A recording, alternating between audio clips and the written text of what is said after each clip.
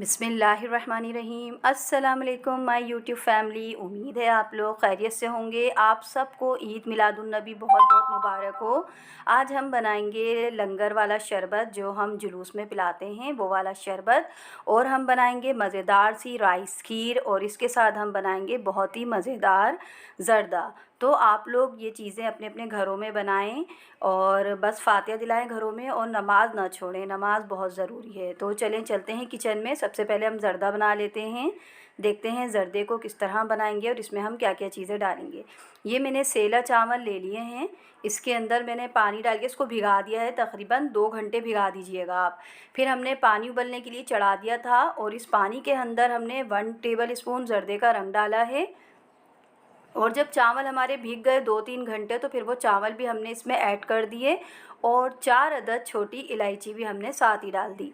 अब हम इसको बिल्कुल डन कर लेंगे, यानी कि हमें चावलों को कच्चा नहीं रखना है। बिल्कुल जितने चावल हम गलाते हैं इतने ही गला लेंगे, बिरयानी की तरह कच्चे नहीं रखिएगा, डन कर लीजिएगा।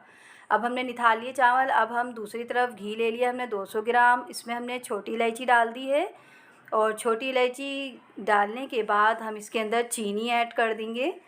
चीनी डालने के बाद आप इसके अंदर चीनी लेंगे 1 किलो, क्योंकि हमारे 1 किलो ही सेला चावल हैं, तो हम चीनी भी 1 किलो लेंगे।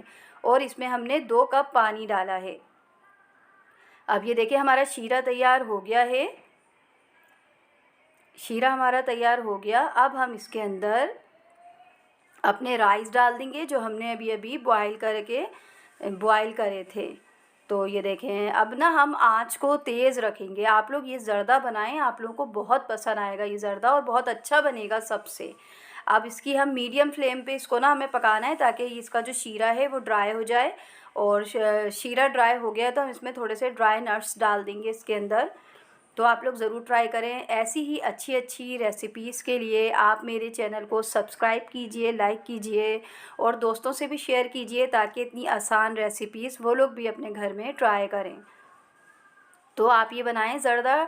12 रबी अव्वल को सबको बहुत पसंद आएगा। अगर आप हस्बे तौफीक लंगर करना चाहें तो लंगर भी कर सकते हैं। तो आप ये देख रहे हैं नीचे लिखा हुआ भी आ रहा है, आप नोट करते जाइए हर चीज़। थोड़े से ड्राई नट्स हमने पहले डाल दिए थे, और बाकी जो ड्राई नट्स हैं वो हम अब डालेंगे दम पर।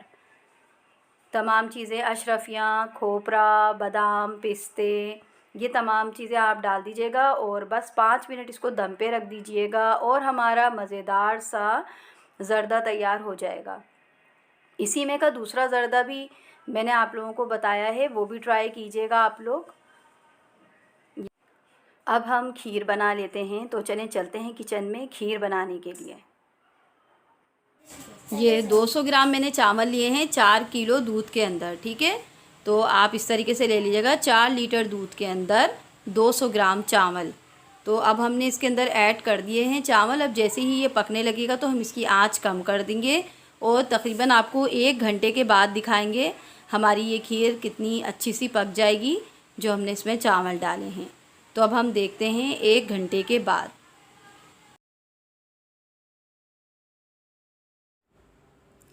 ये देखें, ये हमारी खीर को पूरे पकते हुए 1 घंटा हो गया है। आप देख सकते हैं इसमें कितनी मोटी सी बलाई आ गई थी। इसको भी हमने मिक्स कर ली चावलों के साथ, और चावलों को भी आप थोड़ा थोड़ा मैश करते जाइएगा।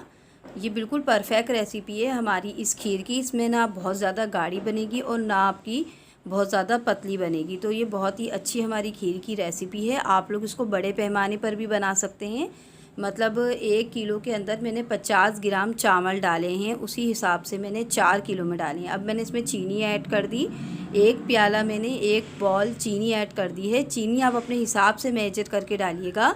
अभी कम चीनी हमने डाली है। अभी हम इसको, फल्ला गाड़ी की आवाज़, अब हम इसकी जो चीनी है चेक कर लेंगे। उसके बाद हम इसके अंदर मज़ीद चीनी ऐड कर देंगे। 4 अदद मैंने आपको हरी इलायचियाँ दिखाई थी अभी, वो हरी इलायची को हम पीस लेंगे। ये देखिए मैंने हरी इलायची को पीस लिया है। पीस के मैंने इसको खीर के अंदर ऐड कर दिया है।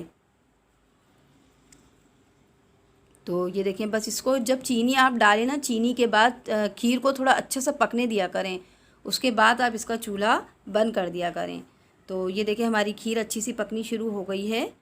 बस अब हम इसको 5 मिनट पकने देंगे। चीनी डालने के बाद मैंने इसके अंदर शुगर और ऐड करी थी क्योंकि मुझे कम लग रही थी, इस वजह से मैंने इसमें और ऐड कर दी थी।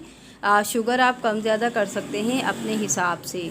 तो अब हम इसके अंदर डालेंगे 2 टेबल स्पून केवड़ा वाटर और थोड़े से बादाम पिस्ते हम इसके अंदर भी डाल देंगे और इसको मिक्स करेंगे और फिर इसका फ्लेम ऑफ़ कर देंगे क्योंकि हमारी खीर को पकते हुए 5 मिनट हो गए हैं। इसका फ्लेम ऑफ़ करने के बाद हम इसके अंदर 1 पाव खोया ऐड करेंगे। खोए से बहुत अच्छा टेस्ट आ जाता है, मगर आप अगर खोया ना भी डालें तो भी हमारी खीर बहुत ही मज़ेदार बनी है। तो अब ये हम इसका फ्लेम ऑफ़ कर देते हैं क्योंकि हमें इसमें खोया डालना है। जलते हुए चूल्हे पे खोया नहीं डालिएगा, फ्लेम ऑफ़ करने के बाद फिर खोया डालिएगा और खोए को भी आप अच्छी तरीके से थोड़ा थोड़ा मैश कर लीजिएगा।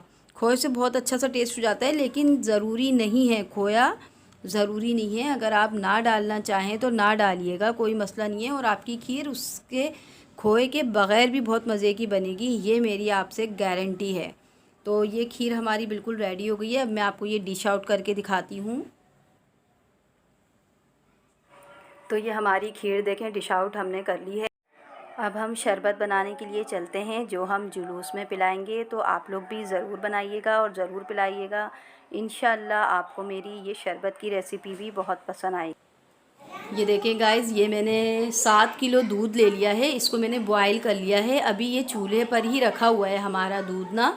दूध में उबाल आ चुका है। अब हम इसके अंदर चीनी ऐड कर देंगे। चीनी हम कप से डाल रहे हैं, लेकिन इसके अंदर पूरी 1 किलो चीनी जाएगी। 7 किलो दूध के अंदर पूरी 1 किलो चीनी हमने डाली है। मैंने कप से डाली थी नाप के कि कप से ये कितनी हो जाएगी, तो ये पूरी मैंने 1 किलो चीनी इसके अंदर ऐड करी है।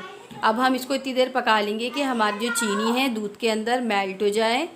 बस मेल्ट होने के बाद फिर हम इसको ठंडा होने देंगे। दूध को ठंडा होने के बाद बाकी चीज़ें हम इसमें बाद में ऐड करेंगे। अब इसको ठंडा होने के लिए रख देते हैं।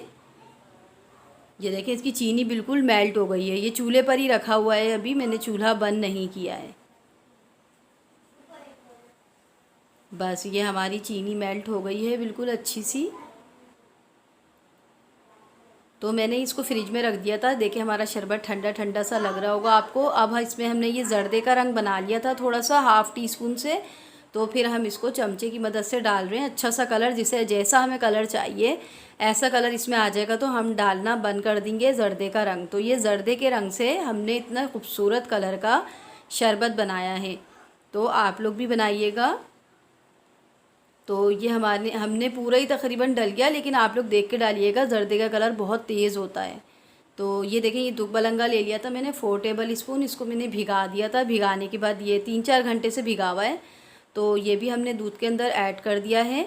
और इस 7 किलो दूध में मैंने 1 गिलास पानी भी ऐड किया था। और ये 5 टेबल स्पून हम इसमें केवड़ा वाटर डाल देंगे।